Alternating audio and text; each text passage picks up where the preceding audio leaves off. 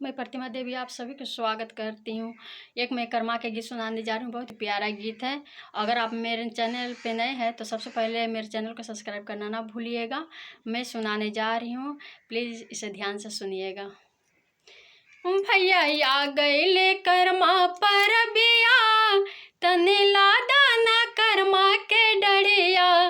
भैया आ गईले कर्मा पर बिया, तने लादा ना कर्मा के डरिया। वही झुड़तर करबो पूजनवा, भैया मांगा तोहरो बरदनवा।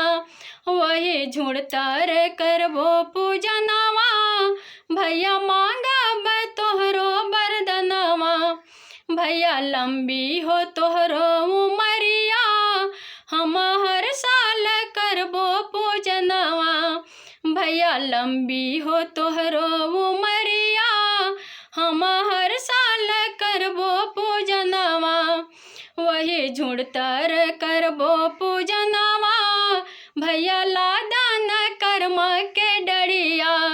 वही झुड़तर करबो पूजनवा, भैया लादा न कर्मा के डरिया। प्लीज़ कमेंट में ज़रूर लिखिएगा मेरी गीत कैसी लगी आप लोग के।